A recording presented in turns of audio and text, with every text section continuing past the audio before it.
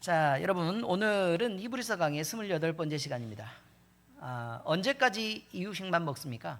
사실 이거는 다른 설교에서도 많이 했던 내용입니다. 많이 다뤘던 내용인데, 그런데 왜 또 하느냐? 새로 듣는 사람도 있고 새 가정이 있잖아요. 그죠? 새 가정도 있고 또 우리가 통 변하지도 않았고 그렇지 않습니까? 그죠? 그리고 또 한 가지는 히브리서의 강해가 쭉 이어지니까 히브리서 강해를 쭉 꾸준히 다 이렇게 남겨줘서 들으시는 분들이 과정에 따라서 이 내용이 히브리서에도 또 있었구나 라는 것을 확인하게 하기 위해서 그렇습니다. 여러분, 편식하면 됩니까? 안 됩니까? 안 되죠. 네, 편식하면 돼요? 안 돼요? 다들 부지런히 대답하셔야 돼요. 입냄새 나요. 가만히 입 다물고 있으면 다시요. 편식하면 됩니까? 안 됩니까? 안 됩니다. 편식하면 안 됩니다. 그런데 왜 안 되죠? 영양이 불균형이 되기 때문에 그렇습니다. 남는 영양은 지나치게 기름으로 쌓일 수 있고 부족한 영양은 문제를 일으키기 때문에 그렇습니다. 그럼 편식하면 돼요? 안 돼요? 안 됩니다. 그러니까 어렸을 때부터 먹는 훈련을 자꾸 시키죠. 그죠? 자, 여기에 오늘 제목은 언제까지 이유식만 먹습니까? 입니다. 그럼 이유식은 어른 때까지 계속 먹어야 됩니까? 아니면 때가 되면 음식을 바꿔줘야 됩니까? 때가 되면 음식을 바꿔줘야 됩니다.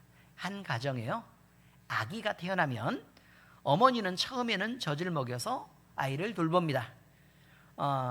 그러다 조금 시간이 지나면 부모는 자연스럽게 이유식을 준비하게 됩니다. 왜냐하면 애는 점점 자라가는데 모유만으로는 충분히 자라는 아이에게 필요한 영양을 다 채워줄 수 없기 때문에 그렇습니다. 생후 대부분 4에서 6개월이 되면 이유식을 시작하는데요. 우유를 먹는 아이들은 4개월 때부터, 그리고 엄마의 모유를 먹는 아이들은 한 6개월 정도부터 시작한다고 얘기합니다. 잘 알죠? 네, 그렇습니다.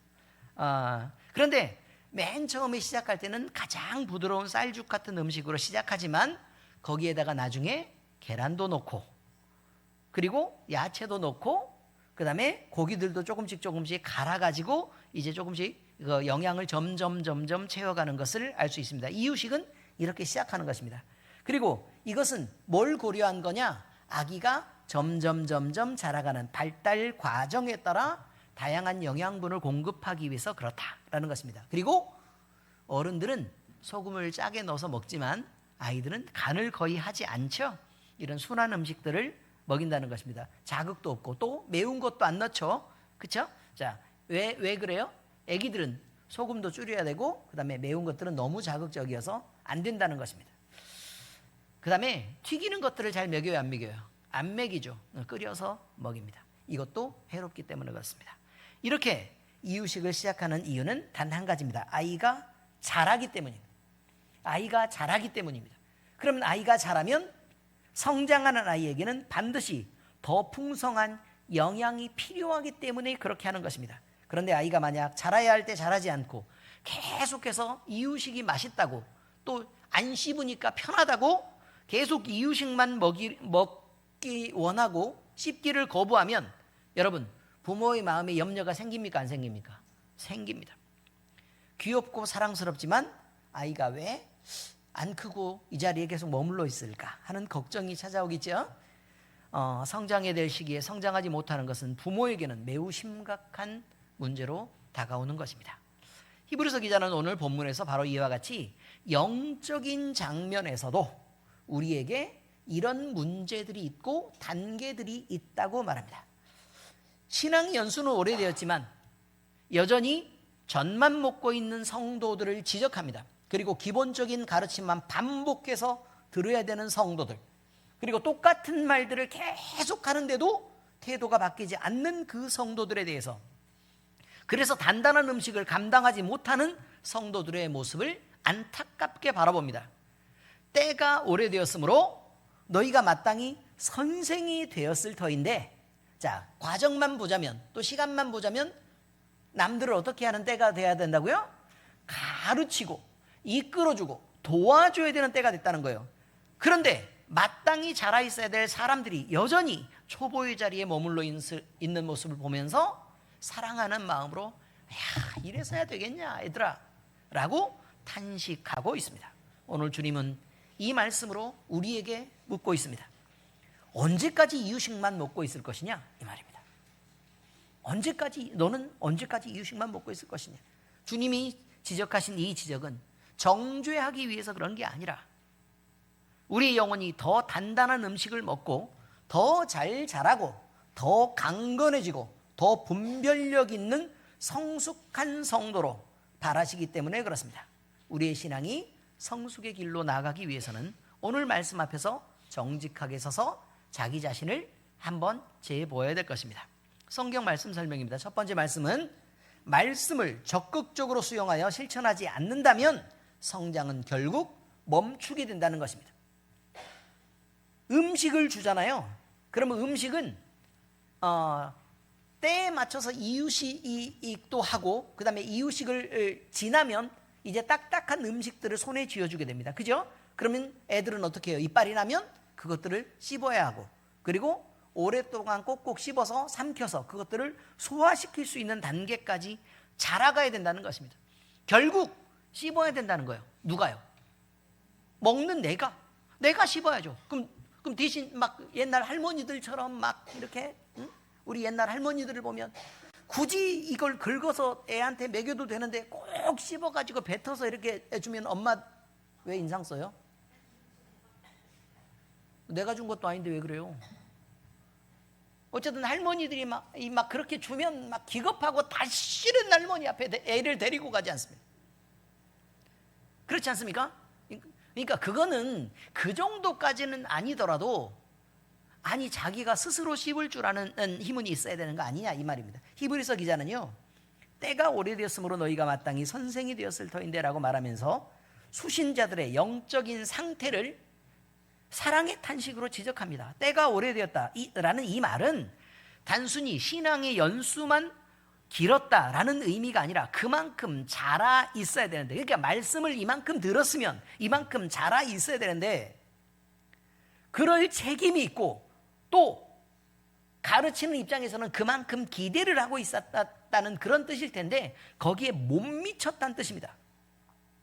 현실은 정반대 방향을 향하고 있습니다. 그들은 신앙적으로 오래되니까 오히려 맨날 들었던 말씀, 그냥 늘 드리는 예배, 항상 드리는 기도, 이렇기 때문에 신앙이 점점 나태해져 갔고 또 가장 기초적인 진리마저 다시 가르침을 받아야 되는 자리, 다시 말하면 성경 말씀을 전해도 어떤 자극도 받지 않고 어떤 배움도 들어가지 않는 그런 자리에 끊임없이 머물러 있었다는 것입니다. 그것이 위험한 초보입니다. 운전을 하고 하다 보면 뒤에 붙어 있습니다. 뭐가 붙어 있죠? 초보 운전. 저도 저를 믿지 못합니다. 이런 말이 붙어 있습니다. 저도 저를 믿지 못합니다. 무슨 일이 일어날지 모릅니다. 라는 게 붙어 있습니다. 그러면 사람들은 어떻게 하죠? 그 초보를 피하죠. 왜요? 위험하잖아요. 그죠? 언제 급브레이크를 잡을지 어떻게 아냐고요. 뒤따라갈 수가 없으니까 그냥 그 위험을 피해서 가는 것이라 이 말이에요. 자, 여기서 말씀의 초보라는 말이 등장하는데 스토이케이아라고 얘기합니다. 말씀의 초보, 스토이케이아. 이 단어는요, 알파벳의 기본 글자들을 말합니다.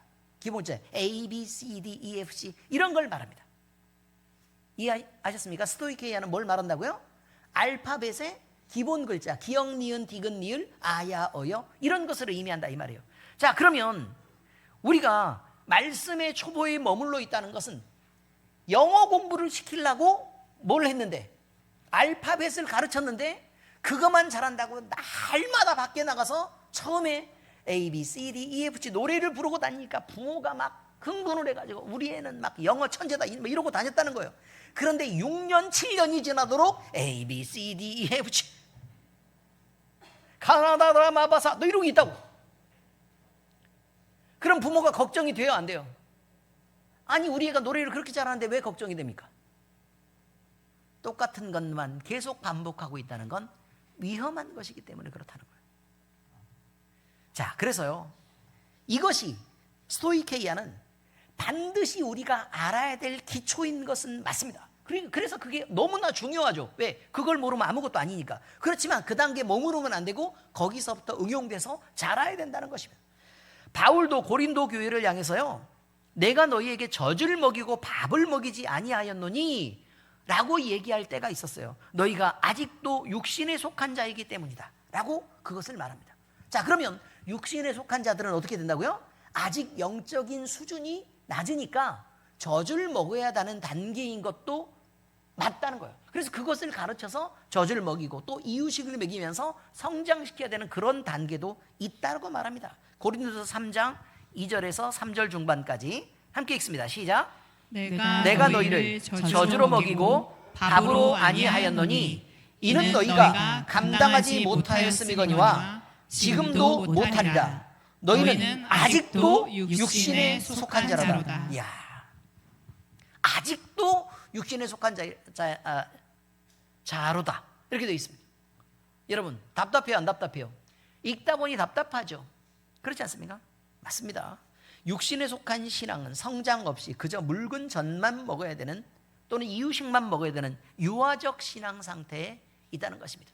여러분, 하나님이요, 우리를 불렀을 때는 얼마나 우리를 영광스럽게 합니까? 하나님이 우리를 불렀을 때는 우리를 얼마나 영화롭게 합니까? 하나님이 우리를 불렀을 때는 얼마나 우리의 모든 걱정들을 우리 스스로 하지 말라고 가르칩니까? 그것은 너의 문제가 아니라 내 문제가 되었다라고 하나님은 얘기하잖아요. 내가 맡을 것이니 너는 나에게 맡겨라라고 얘기를 합니다. 그런데 여전히 신앙의 초보들은 그걸 자기가 붙잡고 안절부절하고 있는 거예요. 안 달라서.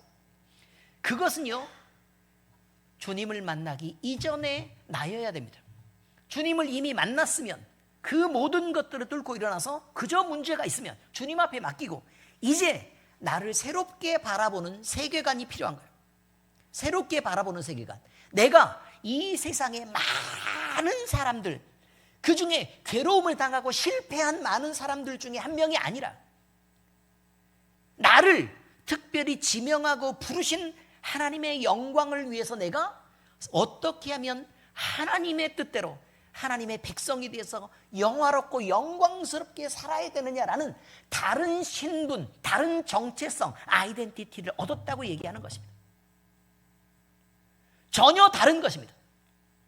그 전에 인식하던 나와 지금 내가 바라보는 나는 다른 시각이어야 된다고 얘기하는 것이에요. 그게 바로 젖 먹는 자와 딱딱한 음식을 먹는 자의 차이입니다. 늘 내가 교회에 와서도 많은 사람들로부터 어떻게 하면 내가 더 사랑받을까? 어떻게 하면 내가 더 인정받을까? 내가 어떻게 하면 더 남들에게 높임을 받을까? 하는 나 그저 나만 바라보는 사람들. 왜 그렇게 나만 보죠? 극단적인 열등감 때문입니다. 극단적인 열등감. 모든 것이 충분히 채워져 있으면 나를 중심 삼지 않습니다. 그럴 필요가 없습니다. 왜? 모든 게 충분하니까. 그런데 여러 가지 결핍이 있으면 그 결핍 때문에 내가 허점이 보이고 그 허점이 공격당할까 봐 무섭습니다. 왜? 내가 공격을 당하면 아프거든. 이해하셨습니까? 하나님이 우리를 부르셨을 때는 그렇게 불쌍한 모습으로 살라고 부른 게 아니라 이 말이에요. 더 당당하고 하나님으로부터 충만한 삶을 살아가라고 얘기합니다. 여러분, 걱정이 있습니까? 그럼 걱정 내려놓으시기 바랍니다. 주님이 가져가셨습니다. 때로 그 걱정이 나에게 끊임없이 문제를 일으키고 있습니까? 괜찮습니다. 시간이 지날 것입니다. 그리고 하나님은 그것을 놀랍도록 해결할 것입니다. 왜요? 하나님이 맡으셨으니까. 우리는 그럴 자격이 있다고 말합니다. 근데 왜 여전히 과거에 얽매여 계십니까? 이렇게 성장 없이 기본만 반복하는 이런 신앙은 결국 한계에 부딪히게 됩니다. 사랑받지 못하면 상처받습니다. 그렇지 않습니까? 누가 나를 높여주지 않으면 그 사람이 나를 무시한다고 느낍니다. 이것도 상처가 됩니다. 누가 나를 인정해주지 않으면 그 인정을 못 받는다고 괜히 억장을 부리게 됩니다. 그럼 다른 사람과 관계가 또 무너지게 됩니다. 이것이 기본적인 신앙의 모습이라 그 말이에요. 그러니까 끊임없이 다른 사람으로부터 공급받고 보상을 빔을 받고 도움을 받아야 되는 사람으로 그렇게 살아야 되는데 언제까지 그렇게 살 거냐 이 말이에요.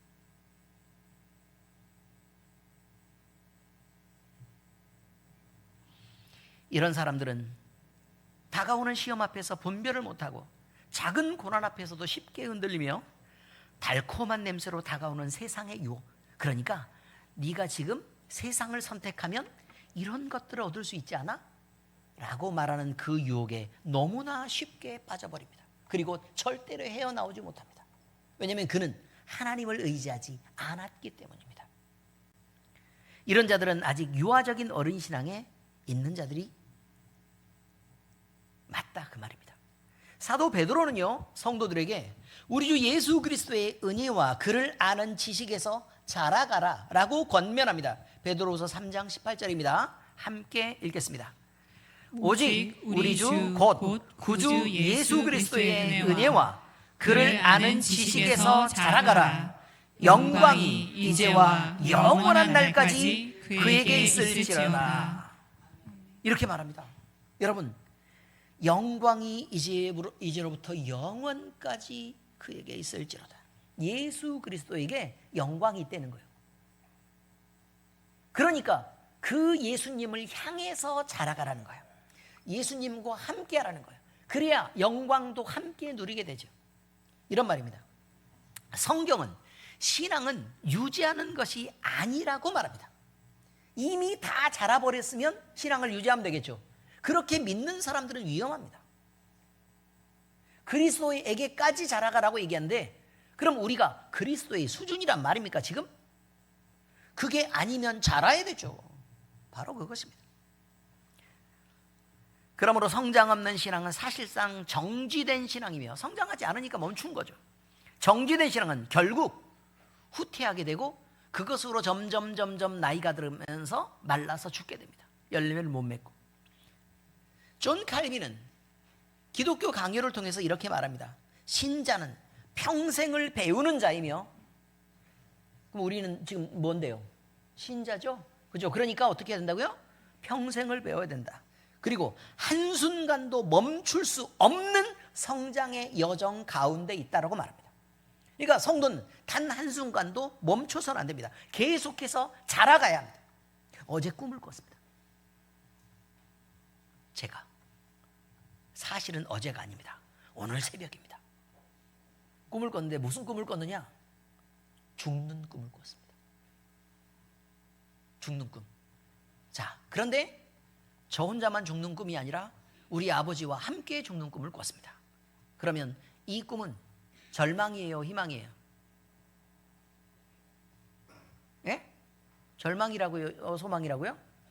그런데 우리의 몸이요, 온통 병들어가지고 점점 다 썩어간 상태에서 지금 죽어가고 있었습니다. 자, 그러면 절망이에요, 소망이에요?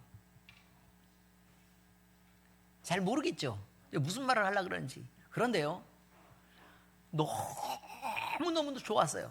왜냐면 그 안에서 제가 꿈속에서요 아버지한테 복음을 끝까지 붙잡게 했고, 그리고 저도 끊임없이 하나님이 지금까지 내가 이렇게 사랑해왔던 하나님을, 이렇게 소망했던 주님을 이제 만날 수 있게 돼서 전 너무 행복합니다라고 고백하면서 막 이렇게 그때를 기다리고 있는 것을 볼 때 너무 좋았다는 얘기. 세상에 죽음보다 더 절망이 어디 있습니까? 지금 여러분이 겪고 있는 것이 죽음보다 더한 것입니까? 그런데 그 죽음의 순간도 누구를 붙잡았기 때문에? 예수 그리스도를 붙잡고 있기 때문에 그게 소망이고 그게 영원한 생명이고, 그래서 그것 때문에 오늘 제가 몇 날 며칠 제가 엄청 아팠거든요. 엄청 아파서 지금도 입을 잘 벌리지 못합니다. 여기까지가 전부입니다. 그런데 그 꿈을 꾸고 나니까 아침에 너무 행복한 거예요. 누구랑 함께 죽는 꿈을 꿨다고요? 아버지랑 함께 죽는 꿈을 꿨다. 온몸이 썩어 들어가면서 몸이 떨어져 나가는 그런 꿈들을 꾸면서 제가 아침에 일어났는데 이렇게까지 행복할 수 있을까? 이것입니다. 여러분, 단 한 가지의 차이입니다. 예수 그리스도를 붙잡았느냐? 그렇지 않았느냐? 아멘? 그렇습니다. 여러분, 그러므로 우리는 우리 자신에게 이제 진지하게 물어야 됩니다. 나는 무엇을 붙잡고 어디를 바라보고 있는 사람인가? 죽어갈 수 있습니다. 온몸이 아프고 썩어갈 수 있습니다. 그 순간에 바라보는 예수 그리스도만큼 더 큰 소망일 수 없습니다. 그런데 문제를 바라보고 나 자신으로 시선이 향하기 때문에 불쌍한 나, 안 된 나, 내가 극복할 수 없는 그 어마어마하게 큰 문제, 복잡하고 짜증나고 힘든 그 문제들이 내 앞에 가득 있는 것입니다. 그렇게 있을수록 우리에게 예수 그리스도는 더 큰 힘입니다. 바로 이것입니다. 여러분, 말씀을 듣는 자리에서만 멈추지 마시고 오늘 선포한 이 말씀이 여러분의 인생 가운데 반드시 적용되기를 우리 주 예수 그리스도의 이름으로 축복합니다. 그렇게 자라가는 것입니다. 물론 말씀의 시작인 초보는 우리 가정이 어린아이를 얻는 것만큼이나 너무나 귀한 일입니다. 초보가 있는 것입니다. 그러나 초보에만 머무르는 신앙은 결국 주님이 원하시는 성숙과 그 능력을 누릴 수 없다는 것입니다. 오늘 말씀은 우리에게 정직한 점검을 요구합니다. 점검이요. 여러분은 지금 잘하고 있습니까? 우리는 말씀을 따라 자라가라는 주님의 음성에 귀를 기울여야 합니다. 말씀을 적극적으로 수용하며 그것을 실천하지 않으면 성장은 결국 멈추게 됩니다. 그러면 여러분은 여전히 불쌍한 자로, 병든 자로 그렇게 남게 됩니다. 그것을 원하지 않는다면 반드시 자라가시기 바랍니다. 두 번째 말씀은 성숙한 성도는 단단한 음식이라도 씹어서 흡수합니다. 성숙한 성도는 단단한 음식이라도 어떻게 한다고요? 씹어서 흡수합니다. 히브리서 기자는 단단한 음식은 장성한 자의 것이니 그들은 지각을 사용함으로 연단을 받아 선악을 분별하는 자들이라고 말합니다. 여기서 말하는 단단한 음식은요, 단순히 성경 안에서요 어려운 교리나 깊은 지식을 의미하는 것이 아닙니다, 여러분. 그러니까 엄청 막 수준이 있고 막 신학적으로 막 대단한 수준에 있다, 이런 것을 의미하는 게 아니라 그 말이에요. 그것은 신학적으로 수준이 있는 거고 신앙을 여기서 말합니다. 그 신앙의 단단한 음식은 의의 말씀을 삶으로 경험하며 예수 그리스도를 누리는 성숙한 은혜의 자리를 의미하는 것입니다. 그래서 영적으로 풍성해지는 것, 그리고 말씀을 통해서 그 말씀을 내가 붙잡고 선악간에 분별해내는 것, 그리고 고난이라도 기쁘게 견디며 하나님이 그 어떤 상황에서라도 하나님이 기뻐하시는 열매를 맺으며 살아내는 능력이 있는 것을 성숙한 신앙이라고 말합니다. 성숙한 신학이 아니고 뭐라고요? 성숙한 신앙이다. 신학이 중요합니까? 신앙이 중요합니까? 신앙이 중요합니다. 신학에 빠진 사람은 신앙을 잃어버립니다. 그래서 자기를 거들먹거리고 목이 뻣뻣하게 만드는 신학은 더 세워질지언정 정작 자기에게 생명을 주고 온 인생 가운데 너무너무 중요한 의미를 부여하는 신앙은 점점 잃어버린다, 이 말이에요. 제가 공부를 해보니까 신학적으로 막 대단히 분석적인 교수님들이 있어요. 그래가지고 이게 잘하면 야, 저 교수님 대단하다라고 인정이 됩니다. 그런데요, 이분이 신앙적으로 문제가 있죠. 그러면 한순간에 싹 달아나 버립니다. 그게. 근데 이분이 신앙적으로도 너무 뜨겁고 하나님을 막 사랑하는 그 절절함 속에 있는 것들을 발견하게 되면 그분의 신학 역시 훨씬 더 높은 경지에 있다는 것을 인정하게 된다는 거예요.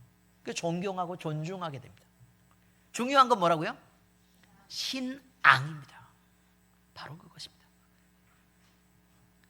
특히 우리는 연단을 받아라는 이런 표현을 주목해야 합니다. 연단을 받아라는 표현에서 사용되는 단어는 그나조라는 것입니다. 그나조. 이게 원어 그나조인데 이 단어는 연단을 받는다는 말은 운동선수가요, 대회에 나가기 전에 엄청 땀을 흘리면서 열심히 운동합니다. 이것을 가르칩니다. 자, 열심히 막 운동을 했단 말이에요. 그럼 운동을 하면 막 땀을 흘리면서 근육을 막 움직였겠죠. 그럼 뭐가 돼요? 뭐가 달라지죠? 일단 기름기가 사라져. 아시겠어요? 뭐가 사라진다고요? 기름기가 사라진단 말이에요. 그 다음에는 근육이 붙어요. 그것도 꼭 자기에게 필요한 운동을 하면 그 필요한 부분에 근육이 붙어요. 그래서 힘이 생기고 단단하고 튼튼해져요. 바로 이런 것입니다. 그리고 그 부분에 대한 실력이 점점 어떻게 된다고요? 올라가게 된다 그 말이에요. 그것을 귀임나죠 이렇게 얘기합니다. 열심히 땀 흘리고 훈련해가지고 어떻게 하는 건? 힘을 붙이고 그 다음에 단단해지는 것. 이것을 뭐라고 얘기해요? 귀임나죠 이렇게 얘기한다 그 말이에요. 이제 이해하셨죠? 연단을 받는 것은 바로 그런 거예요. 하나님이 왜 우리에게 연단을 주실까 이거예요. 왜 고난을 주실까? 왜 어려움을 아직 허락하실까? 궁금해요? 그 과정을 거쳐서 나를 점검하라는 것입니다. 그래서 내게 있는 그 이전부터 쌓아왔던 습관이 가진 그 지방을 빼라고 얘기하는 거예요. 지방은 염증을 일으키기도 하고 거기서 암이 만들어지기도 하고, 지방은 몸매도 안 예쁘게 해요. 무엇보다. 그래요 안 그래요? 그걸 아시는 분들이 왜 그러고 있어요? 그럼 지방은 어떻게 하라고요? 빼라고요. 빼라고. 지방은 빼라 이 말이에요. 그리고 뭘 하라고요? 신앙 안에서 단단해지고 그 다음에 튼튼해지라 이 말이에요. 그렇게 하기 위해서 연단을 주시는 거예요. 그럼 왜 우리에게 연단이 필요할까? 그렇지 않아서요. 지금 현재 그렇지 않기 때문에 그렇다는 거예요. 우리 김종철 장로님이요. 장로님 손 들어보세요. 네. 자, 새신자들은 좀 모를 수 있잖아요. 김종철 장로님이 등산을 무지무지하게 좋아했습니다. 그래서 아픈 나를 끌고 설악산에 공룡능선을 가가지고 날 죽이려고 했어요. 그래서 세상에 태어나서 내가 공룡능선을 다 타봤어요. 근데 제가 그날 엄청 아팠거든요. 엄청 아팠는데 아니 전봉순 고사님이 심장에 스텐트를 받고 나서 하시는 말씀이 자기 평생에 공룡능선을 타야 되겠다는 거야. 그거 걱정이 돼요 안 돼요? 걱정이 되죠. 그러니까 목사님이 그럼 죽일 수도 없고 내 따라가야 되는 거야. 그래서 따라가가지고 내가 막 쥐나고 아프면 기도라도 해서 살려서 내가 데리고 내려야 되는 상황이구나. 그래서 따라간 거예요. 이런 얘기를 하기 위해서 그런 건 아니고요. 자, 여러분, 바로 이런 것입니다. 처음부터 등산을 잘합니까? 안 그렇습니다, 여러분. 우리가 그날 18시간 반을 산을 탔습니다. 아니 5시간을 올라가는데 정상이 아니라는 거예요. 뭐 이런 요 정도는 아니죠. 거의 요 정도 된 것 같은데 기울기가 이걸 5시간 반을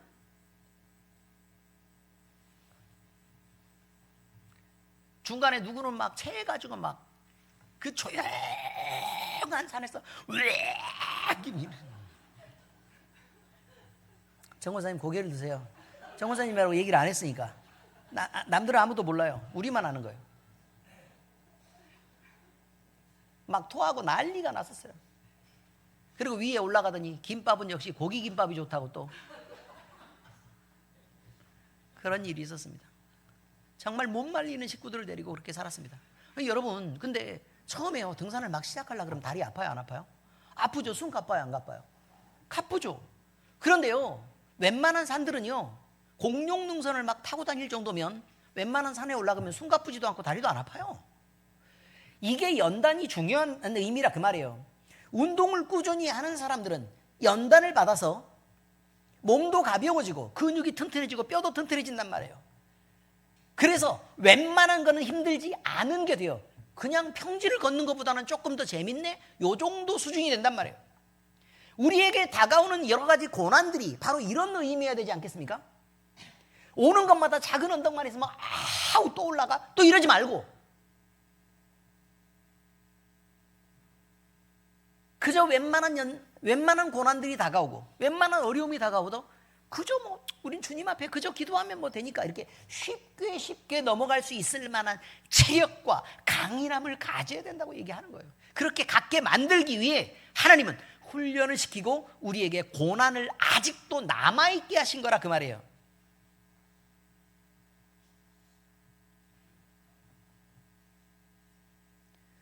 결국 우리를 고생시키기 위해서 있는 것입니까? 아닙니다. 우리를 성장시키기 위해서 훈련은 있는 것입니다. 이처럼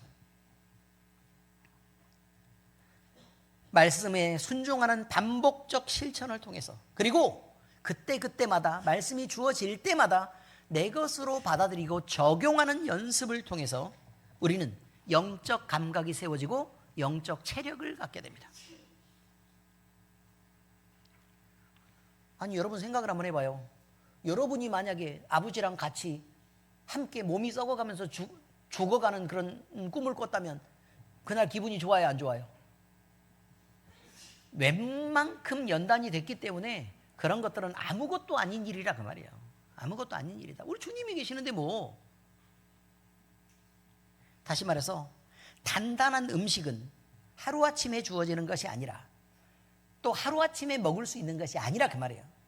이유식을 거치고 좀 더 부드러운 것들을 씹고, 그리고 점점 더 단단한 음식을 먹었을 때 이제 아무 음식이나 마음대로 먹어도 그저 맛있네? 이건 식감이 좋은데? 라고 말할 수 있는 수준이 된다는 것입니다. 시편 기자도요, 이렇게 성숙한 사람에 대해서 복 있는 사람이라고 말하고 그 복 있는 의인의 삶에 대해서 이렇게 얘기합니다. 복 있는 사람은, 이게 시편 1편의 고백이죠. 자, 2절과 3절 읽겠습니다. 시작. 오직 여호와의 율법을 즐거워하여 그의 율법을 주야로 묵상하는도다. 그는 시냇가에 심은 나무가 철을 따라 열매를 맺으며 그 잎사귀가 마르지 아니함 같으니 그가 하는 모든 일이 다 형통하리로다. 이렇게 되어 있습니다. 여러분, 우리는 형통하지 않을 이유가 없는 사람들입니다. 단지 우리 마음대로 되지 않을 뿐입니다. 우리 마음대로 돼야 형통한다고 생각하면 착각입니다. 우리 마음대로 되지 않아도 주님이 기뻐하시는 길을 따라 우리가 점점 더 단단한 음식들을 먹어가면서 성장하면 그저 어른이 되어가는 것입니다. 율법을 즐거워하는 것, 이것은 단순히 성경을 읽는 것을 넘어서 계속 묵상하며, 뭐 한다고요? 묵상하며 삶 속에서 적용하는, 뭘 한다고요? 적용하는 반복적 실천을 의미합니다. 반복적 실천입니다. 반복적 실천. 히브리서 기자는 후에 연받은 자에게 의의 평강한 열매를 맺게 하느니라 라고 얘기합니다. 결국 의와 평강이 열매를 맺으면 연단을 받는 성숙한 신앙의 성장이 있어야 된다는 얘기입니다. 성장기에 먹어야 하는 단단한 음식은 연단을 통과해야 되는 주어지는 그 성숙 과정을 의미하고 성장한 사람에게 주어지는 하나님 나라의 열매가 있는 것입니다. 청교도 신학자인 존 오웬이 있습니다. 이분은요, 은혜는 사용할 때 자라며, 은혜는 언제 자란다고요? 사용할 때 자라며 사용하지 않으면 쇠퇴한다. 사용하지 않으면 어떻다고요? 쇠퇴한다. 없어져요. 말씀을 듣는다고 은혜가 자라날 수 있는 것은 아닙니다. 들은 말씀을 기억하고 묵상하고 적용하는 반복된 순종을 통해 성령께서는 우리의 감각을 깨워주시고 분별력을 주기도 하시고, 그래서 부드러운 음식이 아니라 단단한 음식도, 또 고난을 넘는 성숙한 신앙도 가질 수 있는 성숙의 자리로 이끌어 주신다는 것입니다. 장성한 신앙은 스스로 강해지는 것이 아니라 하나님의 말씀과 성령의 도우심으로 길러지는 은혜의 결과입니다. 그래서 믿음이 깊은 사람은 자신의 노력이나 업적을 자랑 삼지 않습니다. 믿음이 있는 사람들, 존경할 만한 사람들을 보면 대부분 다 어때요? 겸손한 사람들이라 이 말이에요. 그리고 그 영광을 누구에게 돌려요? 하나님께 돌리죠. 이렇게 겸손한 신앙이 바탕이 되어 말씀을 깊이 경험한 사람은 선악도 분별하고 세상 흔들림 가운데서도 흔들리지 않는 견고한 중심을 얻게 됩니다. 단단한 음식은 소화와 흡수를 위해 반드시 꼭꼭 씹는 묵상의 과정을 거쳐야 합니다. 씹어야 합니다. 성경 말씀 어떻게 한다고요? 꼭꼭 씹어야 되죠. 그리고 삼켜야 합니다. 그리고 흡수해야 합니다. 그리고 흡수한 것이 바로 설사하면 돼야 안 돼요? 아니 먹었는데 설사하면 되냐고 안 되냐고. 아니 최설사 이거 어떻게 생각해요? 흡수가 안 된다니까요. 흡수를 해야 돼요. 그리고 우리 몸속에 그것들이 빨려 들어가서 몸속에 있는 각각의 세포 속에 들어가서 작용해야 된다는 말이에요. 근데 이게 다 흘러나가고 오줌으로 싸고 그 다음에 변으로 나가고 이렇게 하면 돼요 안 돼요? 안 된다고 얘기하는 거예요. 그러므로 여러분 말씀은 들어야 돼요. 들으면 반드시 어떻게 해야 된다고요? 묵상해야 돼요. 반복해서 듣고 묵상해야 된단 말이에요. 이게 꼭꼭 씹는 과정이에요. 아시겠습니까? 그러면 뭐가 돼요? 씹어서 넘기면 우리 몸에 흡수가 돼요. 흡수가 되면 그것이 계속해서 운동을 하면 이것들이 우리 몸에 들어가서 적용이 된단 말이에요. 움직이면 적용돼요. 가만히 누워있으면요 다 빠져요. 그래서 운동하는 거예요.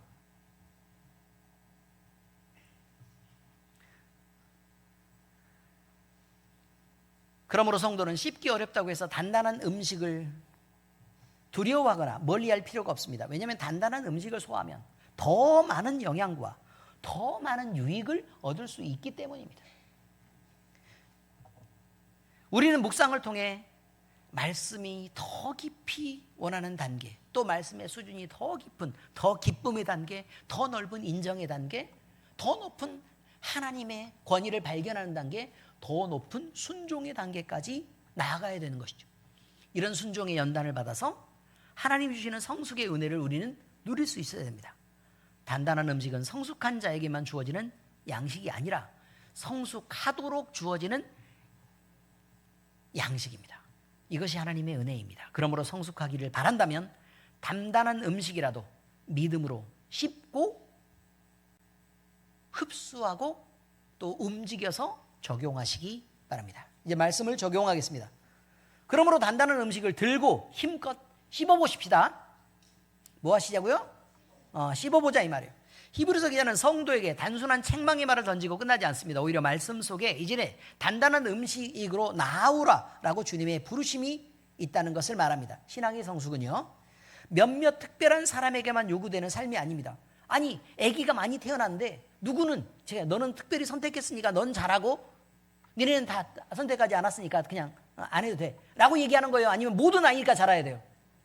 그렇습니다. 모든 아이가 자라야 돼요. 그럼 모든 성도는 어떻게 된다고요? 성숙해요. 자라가야 된다 그 말이에요. 이 성숙은 오히려 모든 성도가 반드시 걸어가야 될 은혜의 길이다 이 말입니다. 그러므로 우리는 이제 초보 신앙에 머무르지 말고 단단한 음식을 향해서 믿음의 한 걸음을 또 한 걸음을 또 한 걸음을 내디뎌야 됩니다. 그러기 위해서 우리는 첫째, 말씀을 듣는 자리에 머물지 말고 삶으로 실천하는 자리로 나아가야 합니다. 주님은 말씀을 머리로만 하는 것이 아니라 삶으로 살아내기를 원하시기 때문에 그렇습니다. 야고보서 1장 22절입니다. 같이 읽습니다. 너희는 말씀을 행하는 자가 되고 듣기만 하여 자신을 속이는 자가 되지 말라. 우리가 듣는 말씀을 묵상하지 않으면 그 묵상이 씹어지지 않습니다. 말씀이 씹어지지 않습니다. 그러면 우리가 소화할 수 있는 단계로 못 가요. 그리고 반드시 묵상해야 돼요. 그리고 실천하는 것입니다. 이렇게 실천하기 시작하면 우리의 신앙은 비로소 움직이기 시작합니다. 행동하지 않으면 안 움직이게 되는 거예요. 행동하니까 달라지는 거예요. 단단한 음식은 큰 결단이 아니라 작은 순종의 반복이라는 것을 잊지 마시기 바랍니다. 자, 두 번째는요, 선악을 분별하는 영적 감각을 기르는 훈련을 시작해야 합니다. 성숙한 신앙이란 무엇인가? 바로 이것은 주님이 기뻐하시는 길인가? 이것을 삶 속에서 분별하며 살아가는 것입니다. 수많은 말씀들이 있습니다. 그 안에 우리 유튜브를 보면 이단의 말도 있고요, 그 다음에 성경이 정통에서부터 벗어나는 말도 있습니다. 그리고 수많은 사람들이, 수많은 목사님들이 얘기하는 성경 말씀의 강해 속에는 균형을 잃은 말씀들도 대단히 많이 있습니다. 여러분, 이런 것들을 다 분별해서 여러분이 성장하지 않으면 안 된다는 거예요. 그런데 이것을 분별하지 않고 내 마음에 드는 것만 받아들이면 편식하게 됩니다. 그 편식은 결국 무엇을 낳느냐? 좋지 못한 결과를 낳죠. 영양실조. 그러니까 막 비만한데 영양실조인 그런 이상한 사람을 만들고 마는 것입니다. 그건 건강하지 않습니다. 그래서 여러분 로마서 12장 2절에 말합니다. 시작. 너희는 이 세대를 본받지 말고 오직 마음을 새롭게 함으로 변화를 받아 하나님의 선하시고 기뻐하시고 온전하신 뜻이 무엇인지 분별하도록 하라. 동사를 보면 변화를 받아 분별하라 이것입니다.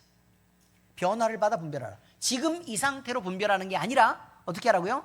말씀을 통해 변화를 받아서 분별하라. 그러니까 먼저 된 단계는 변화를 받는 거예요. 그래야지만 분별할 힘이 생기는 것입니다. 변하지 않고 분별한다고 얘기하는 사람들은 다 자기 자신의 마음대로 판단하는 것입니다.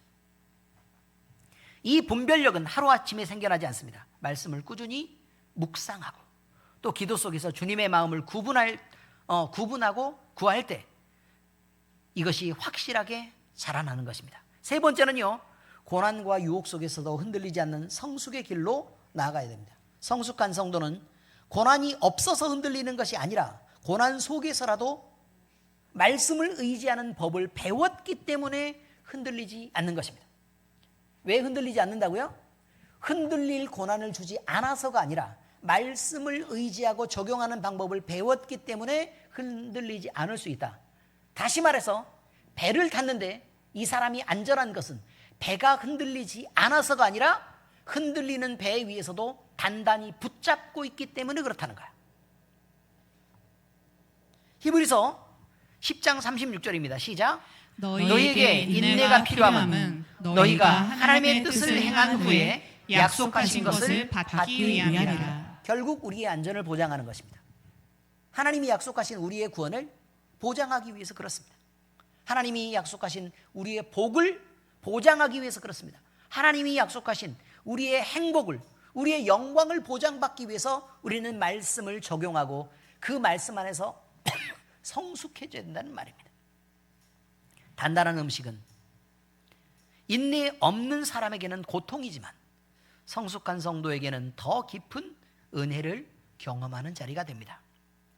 그러므로 우리는 주님이 주시는 단단한 고난의 음식을 피하지 않고 말씀대로 적용하고 살아보려고 노력해야 합니다. 그리고 그렇게 하기로 결단해야 됩니다.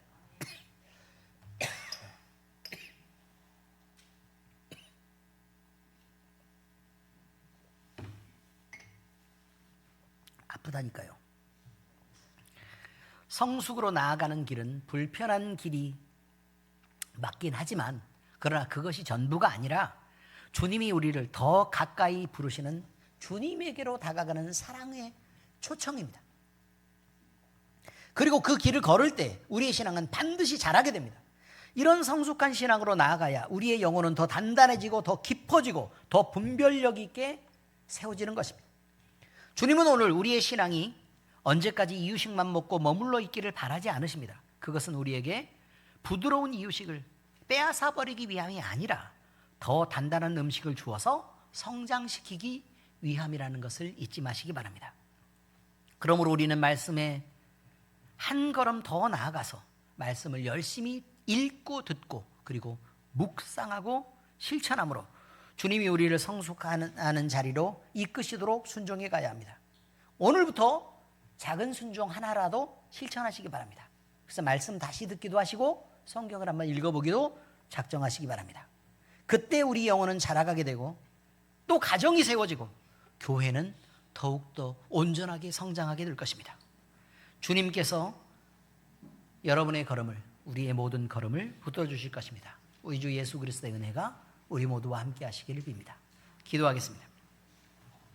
하나님 아버지, 우리가 세상을 기뻐하며 살아갈 때에는 그저 우리가 편안하기를 바랬고 우리가 풍요롭기를 바랬고 그저 우리가 아프지 않기를 바랬으며 자녀가 잘 되기를 바랬고 많은 돈을 벌어서 우리가 많은 것들을 혜택을 갖고 누리기를 바랬고 더 높은 자리에서 남들에게 떵떵거리며 살기를 바랬을 것입니다. 그러나 이제 우리가 예수님을 알고 믿은 후로는 하나님께서 우리를 사랑하셨다는 것을 알았고, 그리고 우리가 특별히 많은 사람들 가운데서도 하나님의 선택을 입어서 택함 받은 주님의 귀한 자녀라는 것도 알게 되었고, 그 자녀가 하나님의 영광과 또 하나님의 그 이름에 빛나는 성취를 위해서 우리가 아버지 하나님 더 많이 노력하고 더 많이 고생하고 또 때로 더 많이 참아야 되는 것을 우리가 이제 알게 되었습니다. 우리에게 고난이 있을 것입니다. 그러나 아버지 하나님, 그 고난이 우리를 무너뜨리지 못할 것입니다. 왜냐하면 우리에게 다가오는 고난은 우리를 흔들 수 있지만 우리를 망하게 할 수 없기 때문에 그렇습니다. 우리를 더 많이 훈련하게 하시고 또 그 훈련 속에서 우리를 단단하고 강하게 하시며 우리의 신앙이 더 튼튼한 성숙의 길로 나아가서 결국 우리 하나님의 말씀을 적용하고 말씀을 따라 살아서 하나님께 영광되는 우리가 모두 될 수 있도록 주여 인도하여 주시옵소서. 오늘 우리가 결단합니다. 오늘부터 말씀을 듣고 말씀을 열심히 읽겠습니다. 그리고 반드시 그 말씀을 묵상하고 우리의 삶에 적용해 보겠습니다. 이 작은 결단들이 우리의 삶에서 오늘을 시작으로 우리의 인생을 새롭게 하는 놀라운 역사가 일어나게 하시옵소서. 성령 하나님, 우리를 도와주시옵소서. 우리 모두 우리 하나님 앞에 영광을 올려드립니다. 주님 사랑합니다. 살아계신 우리 주 예수 그리스도의 이름으로 감사하며 기도합니다. 아멘.